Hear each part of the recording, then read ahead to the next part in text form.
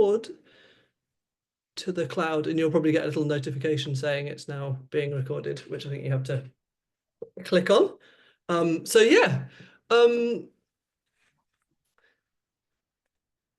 wonder if, in the interests of time, oh yeah, Laura's there as well, which is nice.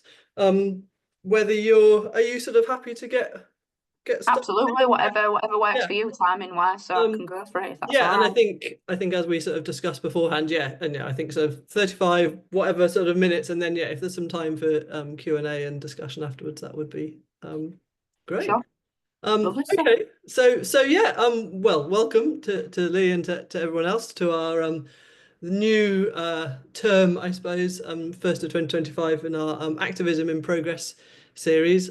Just a reminder that this is a sort of series of, some of it's work in progress, some of it's, very much completed work, all sort of broadly exploring ideas, the link between, language, linguistics, social justice, activism, whether that's in research, teaching, the things that we do at university, things we do outside university. So yeah, that's the kind of idea of the series. And yeah, we're very happy to be joined by you today, Leigh. So yeah, shall I just hand over to you? And yeah, we'll take it from there. Lovely, thank you for having me. So today I'm talking on behalf of myself and my colleagues, Kevin and Maria, who have been part of this project, and we've been doing some research basically on representations of fuel poverty and the new brackets FuelPover in UK newspapers. This is a paper that's just very recently been accepted in the International Journal of Corpus Linguistics. So I'm going to pick up on a few key things today, but there is obviously more detail available in the paper. One thing to point out is that I was really fortunate to get a small grant to help us with the data collection for this project. I think I can use my little pointer. There we go. And this was funded by the Fuel Poverty Research Network, which has been a tremendous help. So thank you very much to them for helping us with this. So today I'm just going to start by talking about what we mean by fuel poverty and kind of situating the idea of fuel poverty and people who experience fuel poverty, very often labelled as the fuel poor or the new fuel poor in the landscape of contemporary Britain. Within that, I'm going to talk a little bit about existing research on reporting on and representing poverty as a more generalised concept rather than specific strands of poverty, and looking at that in the UK print media. I'm going to outline some research questions and some data, show you some findings, and I've got a couple of ideas about some implications for social justice here, especially in relation to newspaper representations of fuel poverty and its role in shaping those common sense attitudes towards fuel poverty. Hopefully you'll find this interesting. And the best thing I'm going to start with is by outlining what we mean by fuel poverty. The best thing to say here is that it's sometimes used interchangeably in international contexts. Typically in Britain, we use fuel poverty, but it can also be used interchangeably with energy poverty as well. And generally it's defined as a household inability to achieve levels of thermal comfort that are commensurate with a healthy standard of living at a reasonable cost. And what this means is that it generally impacts our everyday living conditions and our access to essential functions. And prototypically, people think about this in relation to heating and keeping houses warm. Excuse me. But it also includes access to other essential functions such as lighting, cooking and cooling, actually. And I think especially as our summers get hotter in Britain, the demand to be able to cool our homes is greater, and obviously in warmer climates that can be more of an issue as well. So when we're talking about thermal comfort, it's not just about reaching a comfortable temperature upwards, but also cooling as well. So in the scholarship then, fuel poverty is now generally recognised as a distinct form of inequality, and more broadly as an unacceptable feature of contemporary 21st century living. And you might be thinking, why have I chosen fuel poverty specifically? Well, it's partly because it is now recognised as this distinct form of poverty. But what we found is that it's not actually as yet been examined as such. What we mean by that is our current understanding of representations of fuel poverty are limited to incidental findings in investigations of poverty that are more generally conceived. So, just an example here, we've got a couple of papers from Tranchese and Patterson and Gregory, who have found that fuel is among pre-modifiers of poverty in their own corpora, but there's no dedicated treatment of fuel poverty itself. So the intention here is then to contribute some understanding of fuel poverty as an under-researched form of poverty to this what Van der Boom et al. Call the burgeoning field of linguistics-based poverty research. So I just want to talk very briefly about the effects of poverty, because it's quite common for people to just assume that it's a physical phenomenon. And that is partly true because cold homes and experiencing low indoor temperatures are actually the leading cause of winter hospitalisations and excess deaths across Europe, specifically in the UK. Experiencing or being exposed to cold temperatures are thought to cause about 10,000 excess deaths and account for about over a billion pounds worth of healthcare costs in England. I'm going to talk a little bit more about the vulnerability of older people in just a wee bit. So as well as being a physical phenomenon, there is also an emotional and social impact of fuel poverty. And this is internationally as well. This is not just in the context of the UK. So we talk about fuel poverty being an emotional phenomenon in that we've demonstrated in previous research negative correlations between fuel poverty, well-being and financial distress, but also associations in social contexts between experiencing fuel poverty and decreased prosperity and increased social exclusion as well. So it has some very far-reaching physiological, psychological and social impacts. But what actually causes fuel poverty then? What contributes or causes it? Well, there are three commonly cited drivers of fuel poverty, and these are low incomes, high fuel bills or high energy prices, and energy inefficient homes.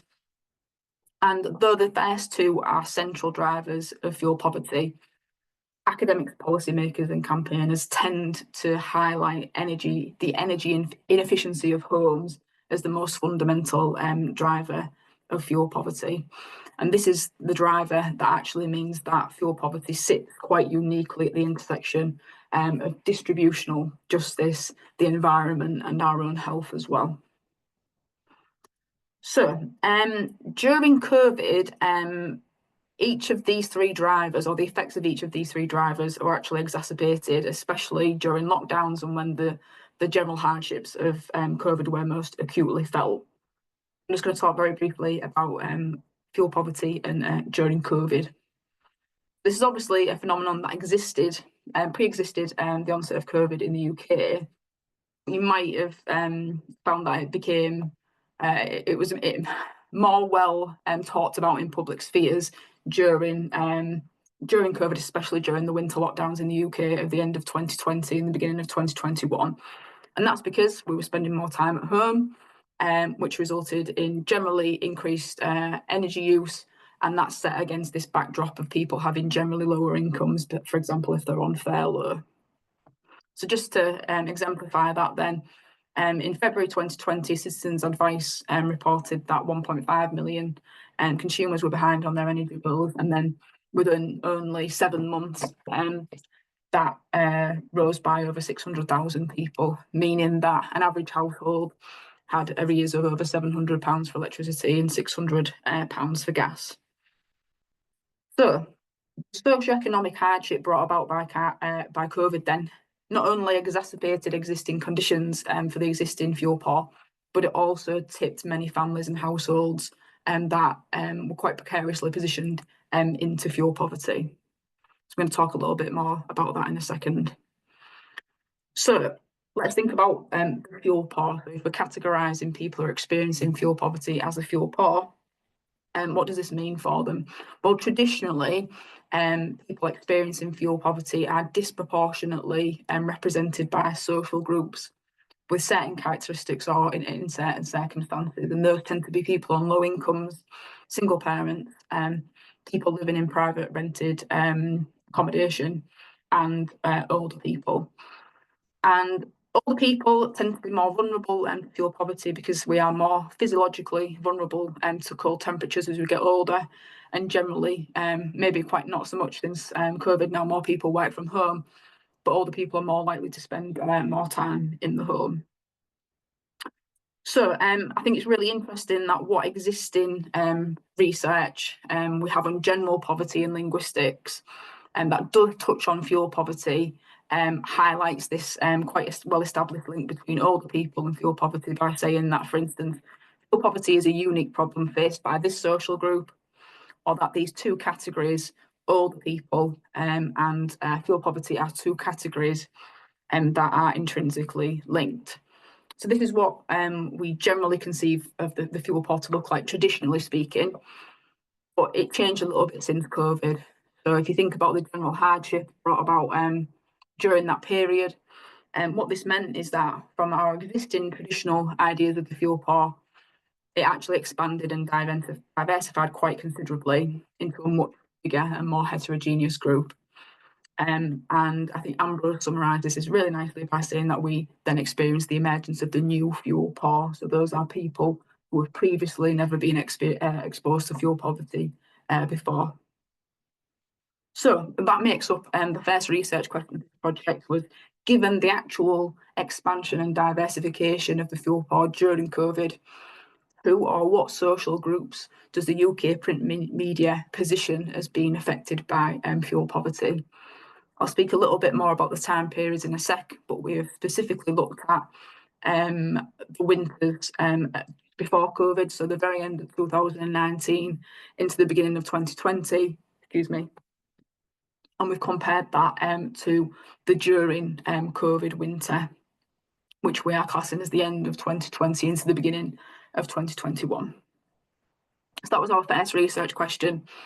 And then in order to highlight our second research question, I just need to speak very briefly about reporting on and representing poverty, more generally speaking, and the existing research in that area. I'm not going to go into too much detail about this, but suffice to say that existing scholarship in this area has very well established the very important role that the media can have in shaping those kind of population common sense attitudes that we have towards not only poverty itself, but people experiencing poverty and also the welfare system as well. So those systems designed to help people who are experiencing hardship. So Jason Walker goes far to say that the print media is a powerful conduit for generating, sustaining and broadcasting certain truth, albeit objectively false in some cases, those truths about poverty and its causes.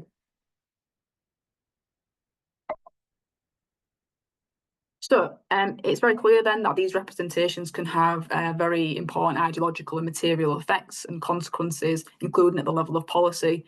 McKendrick back in 2008 said that, McKendrick et al., said that if media coverage worked to challenge misperceptions of poverty in the UK, it would actually be quite an effective means of generating public support for anti-poverty initiatives and policy as well. So we'll come back to that in just a wee bit. So, thinking about linguistics research on poverty more specifically, what we find then is that other researchers that have gone and looked at representations of poverty tend to conceive of poverty as quite a general concept, or pair their analyses with other related phenomena such as people in receipt of benefits or the welfare state more generally. It probably won't surprise you to hear, though, that these representations of poverty generally conceived are primarily oriented around the ideological polarisation of the deserving poor people who deserve help and the undeserving poor people who we evaluate as not being worthy of help. So some of these polarised representations are underpinned by drivers of poverty, and the big two of those are structural drivers, whether poverty is caused by austerity, social dysfunction and general macroeconomic issues, or whether poverty is driven by individual failings. So that might be that people can't manage their money properly, they don't work, they're idle, or they have what we might regard as moral inadequacies or deficiencies. So we've got structural drivers and individual drivers. It probably won't surprise you to hear then that research in this area has repeatedly found that these representations typically construe poverty as resulting from individual failings, okay?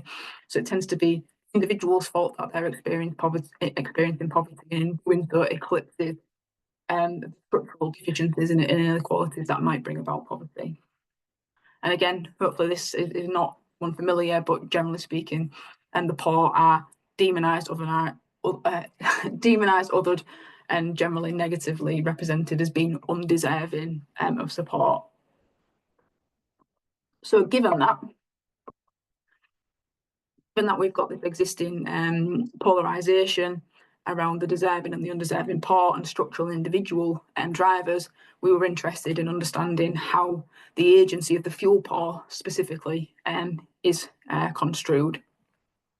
So if we put those two research questions together, then we've got what social groups is the UK media, print media position has been affected by fuel poverty. So we're interested in the who are the fuel poor, and then we've also got how is that agency then construed. So how we've kind of tried to summarise the research questions.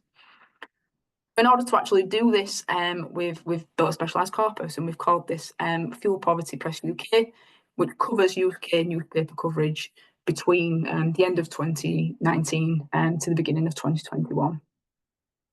I mentioned at the beginning that this was funded by the Fuel Poverty Research Network, so it was really helpful, really grateful for their help.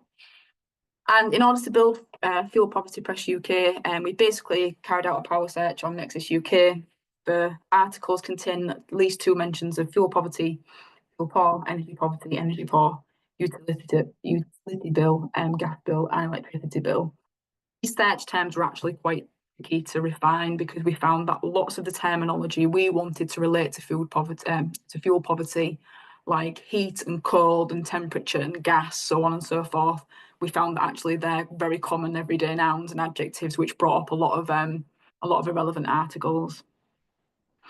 We intentionally built Fuel Poverty Press UK to be inclusive of national and regional newspapers and also papers across the political spectrum. So we tried to really get a very clear overview of what's going on in relation to fuel poverty. And what we ended up with was a corpus that was about 700 articles and just under 500,000 words. We did find some really interesting trends in terms of right-leaning and left-leaning newspaper reporting of fuel poverty over time, and also regional and national newspapers, but I'm not going to have time to talk about that, unfortunately, so that will be in the published paper. Okay, so because our first research question has this diachronic element, Fuel Poverty Press UK is made up of 2 subcorpora. So we've got this pre-COVID winter subcorpus, which is the end of 2019 to the beginning of 2020, and then we've got this during COVID winter subcorpus, during which there was 2 national lockdowns in the UK. And we specifically looked at September through to March of both of those time periods. That might seem like a little bit of an odd choice, but we knew that fuel poverty reporting coincides with the colder months of the year, but we also wanted to have a little bit of a lead in terms of anticipating winter in autumn, and then also allow a couple of months for reflection after the colder months of the year in spring as well. So very quickly, I'm just going to talk about analytical approach. I'm not going to go into too much detail, but we basically used a corpus-assisted approach, discourse analysis. It's obviously a very well established methodology for analysing the representation of different social phenomena, including its use on representations of poverty, especially in the British media. Naturally, corpus linguistics enables us to combine the benefits of those qualitative and quantitative techniques to tease out those more salient and as well as the more subtle linguistic patterns in data. But specifically, for the purposes of today anyway, we focalised our analysis through 2 terms to reference, which were household and people. And we used these 2 because we found that they were the 2 most inclusive reference for the general public in our corpus, and we qualified that by some qualitative reading of 10% of the corpus. Interestingly, we actually found relatively few direct references to the FuelPover. So if we were just going to focalise our analysis through the direct references to the FuelPover, we think that we wouldn't have had a very interesting or very detailed analysis at that point. So, two things that we did is we applied, collocation, which obviously is designed to assess the strength of relationship between two words, to people and household in two different ways. So for our first research question, we focused on the modifying collocates of these two reference, in particular as a way of trying to highlight the social characteristics of the different groups that we thought might be positioned as being affected by fuel poverty. And then for our second research question, which is concerned with agency, we focused on the subject and object collocates of people and household. We do very briefly draw on some transitivity as part of systemic functional linguistics in this part of the analysis as a way of helping us categorise actors and processes, or who did what to whom, but I'll explain that in just a wee bit. Naturally, we supplemented all of this with concordance analysis to make sure that all our interpretations were very highly contextualised. So what did we find then?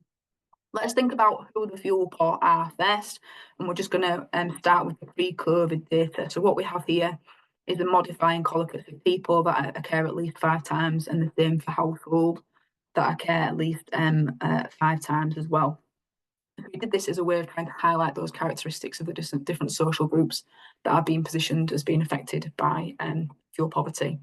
So by looking at concordance lines and grouping some of these collocates together, these are the themes that we found. We found, well, you can see fairly self-explanatory there that elderly and old are the two top collocates of people in the corpus. So references to older people. We have references to rural households, references to low-income households and low-income people, and a couple of references to vulnerable people as well. And the last thing I'm going to pick up on is some quantifiers, and we find this in both time periods. We find these quantifiers in both time periods, so many people, more people, and most people. If you've been looking at these tables, you might think, well, hang on, there's a couple of things you've not picked up on there, Leigh, such as young, local, and ordinary. And the reason I've not included those in these categories, because we've actually, when we've gone and looked at the data, we've found that young people, for instance, are only discussed in relation to other social economic issues at this point in time. For instance, young people's inability to buy houses. So we've left those out of our analysis. So let's have a look at these in a wee bit more detail then. So we've got references to old or elderly people and their experiences of encountering fuel poverty. One of the main things we find is that reporting discusses older people in relation to winter fuel entitlements, which is obviously quite a contested area of politics more recently, given the change in government. But we can see that a lot of this reporting relates to older people being able to claim winter fuel benefits, or they maybe haven't done so, or encouraging them to do so. The second theme we find is general explanations of the impact or the potential impact of cold temperatures on older people, particularly in relation to those excess winter deaths that I spoke about earlier in the presentation, and older people's physiological vulnerability to lower temperatures. And then finally, what we also find in these concordance lines is references to or discussions of campaigns that are designed to raise funds or resources for older people experiencing fuel poverty. What we did find actually is very often older people and elderly people are kind of grouped together unquestionably with vulnerable people. While the social characteristics of older people are quite transparent, who else is classed as vulnerable is not really very clear at all in the pre-COVID time period and the reporting during that winter. We've got older people, we've got rural people, and the discussion of rural people as the fuel poor is primarily in relation to their likelihood to be impacted by fuel poverty, especially when they might not be, for instance, connected to the main gas board. In more rural, particularly rural communities. Low-income families or households and their eligibility again for financial support, especially in cases where people might not have claimed that or are not aware that they're eligible to claim support. And then I'm just going to talk very briefly about quantifiers as well. I'll talk about quantifiers again in the during COVID data, but it's worth mentioning at this point because it's clear that there is already an understanding in this reporting that fuel poverty is a reality for many people and that it's likely to become a more pervasive issue, although it doesn't quite anticipate quite how unprecedented it then becomes over time. So we see that the ever increasing cost of fuel bills has left many people struggling to pay. Although if we think about this in 2019, it'd be quite interesting to compare prices in 2019 to the most recent winter just gone. Okay, so that's going on. That's what's going on in terms of the pre-COVID data. What does that then look like in the during COVID data? So we've done exactly the same thing. We've looked at collocates that occur at least 5 times in relation to people and household. And a lot of these collocates are the same, but really importantly, there are some differences in how they are used in the concordance lines, or there are some collocations that are unique to the during COVID data. So let's have a look at those then. But unsurprisingly, we've still got references to old people or older people. Interestingly, though, whereas old and elderly were the top 2 collocates for people pre-COVID, one of them dropped down quite considerably during COVID. We still see references to vulnerable people, or frequency of this increases over time. We still get references to low-income households. We still get references to quantifiers. You'll notice that rural has dropped off the list here, though, so no collocates in relation to rural households or rural people. And what we do get is some additional social categories as well now, so especially when we're looking at people on the left-hand side, we now get young people as collocates and ill and terminally ill people as collocates as well. But I'm just going to talk you through each of these. So it's really interesting because it's actually pretty spot on, really, that we find that this reporting generally does seem to acknowledge that the general hardship brought about by COVID has exacerbated existing conditions for people who have previously experienced fuel poverty.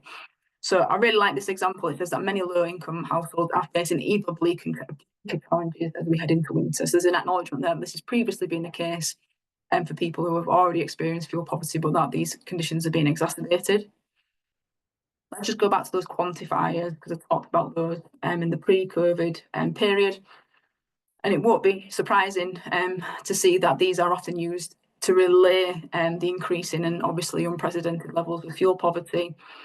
Many people are out of work and many households have been plunged into fuel poverty.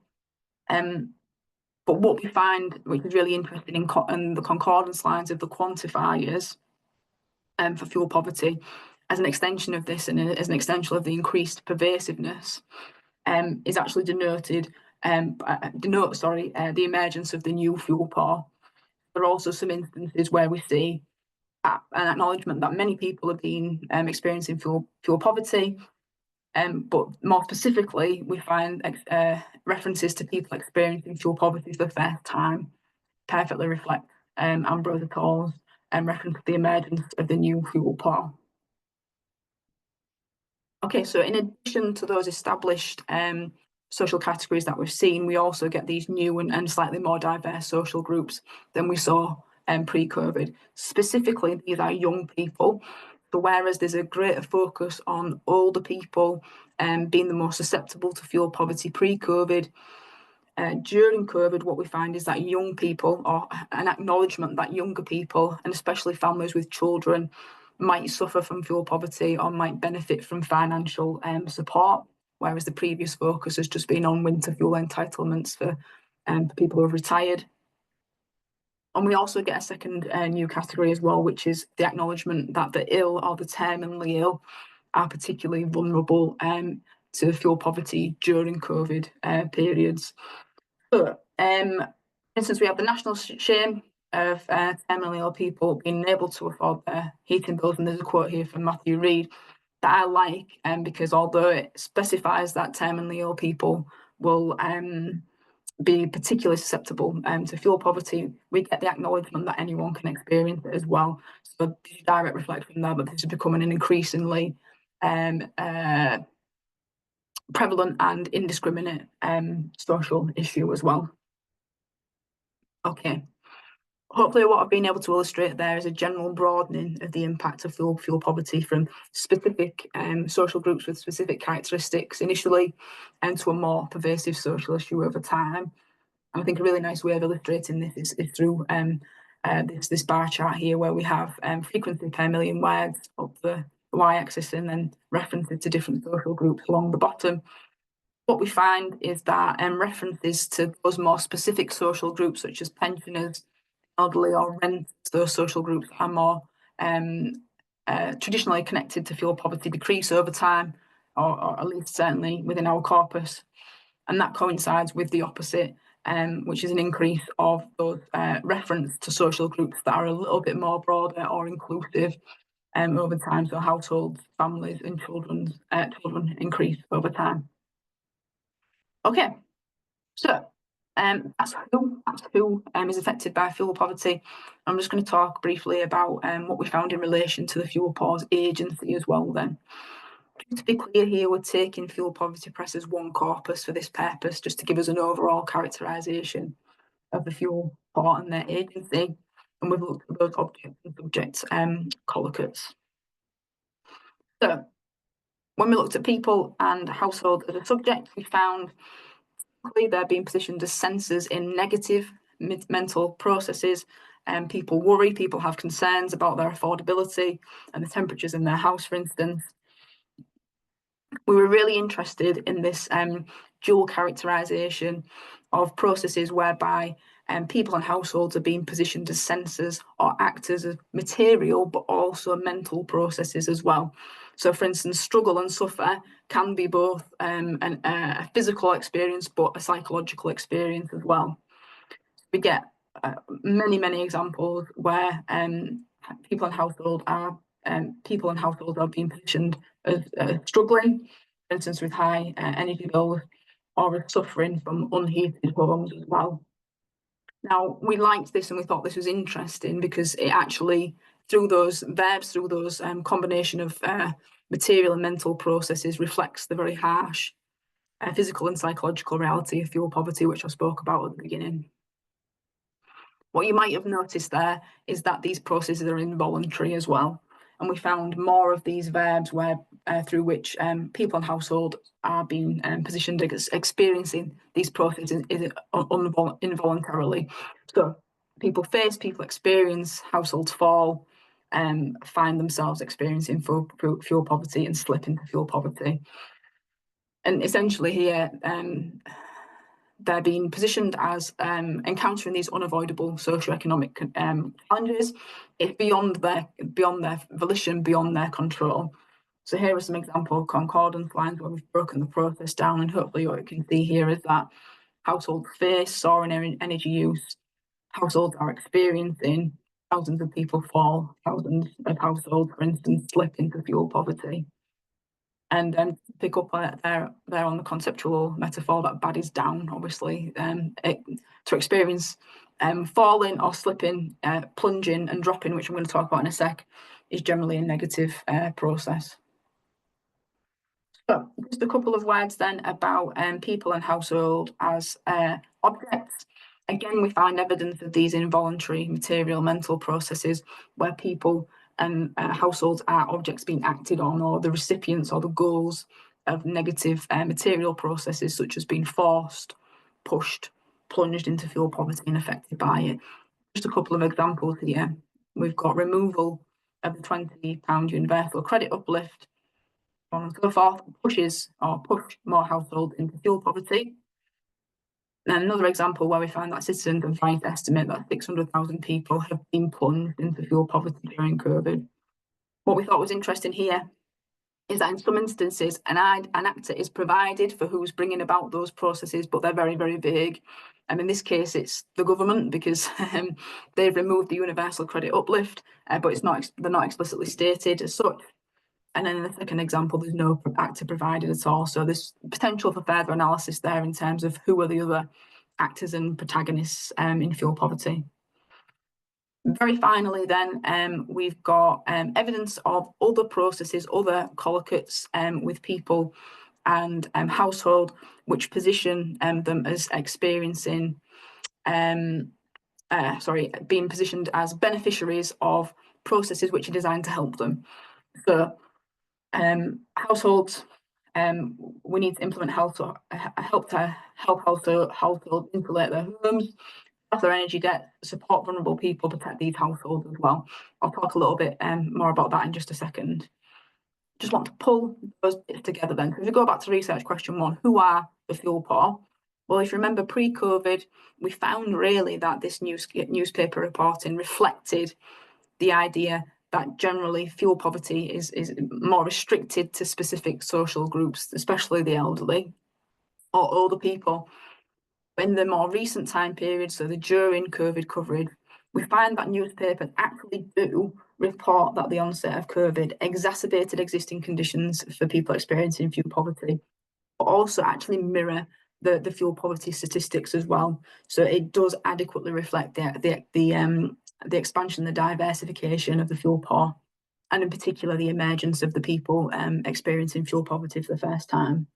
Now, this might sound quite minor, but given that we know the important ideological and material role that the media can play in often circulating misconceptions about poverty, we think it's really interesting here that the representations are consistent with actual fuel poverty statistics. Secondly, talk about fuel poverty agency. What we found overall then was that being an existing victim, I suppose, of fuel poverty or becoming fuel poor is typically in this data encoded linguistically as a passive process. It's something that happens to people involuntarily. It's something something that happens beyond their circumstances, their own control and volition. The best way of summarising this is to say that the fuel poor are agentless. Okay, and we liked the fact, and we thought it was really interesting that many mental and material processes reflected the harsh physical and psychological realities of fuel poverty. And as the intended recipients of beneficial processes, especially of raising money and offering support, it seems overall then that the fuel poor are actually being positioned as deserving of support, the deserving poor. Why does this matter? It's a very good question. I think there's some really important implications for common sense attitudes towards fuel poverty as a specific strand of poverty, more generally speaking. If we think about the fuel poor in this data being represented as an inclusive group and ultimately as blameless, this is very unusual. So what we find in existing research on poverty generally conceived is that the poor are positioned as undeserving of support. They are demonised, and it is typically their own fault that they're experiencing poverty. So finding the opposite here is really interesting. We know that negative media coverage of certain populations or the elision of underprivileged populations can result in shame and reduce people's mental health, but also in delegitimising those experiences of poverty can actually discourage people from seeking out help, especially those at the margins of the economy. So this might actually be a very rare instance then where a population in the British UK newspaper press that is experiencing a form of poverty is not overtly marginalised, othered or demonised or blamed. And it might actually be an instance where these common sense beliefs that are circulated might positively affect the issue by mobilising public support, especially for anti-fuel poverty initiatives. That all sounds super positive. It sounds like we've found some really, something to really happy about and positive about.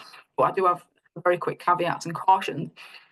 The first of which, especially when we're thinking about social justice, is the idea that populations undergoing some sort of crises actually determine to some extent which social groups are or are not fair game in the print media.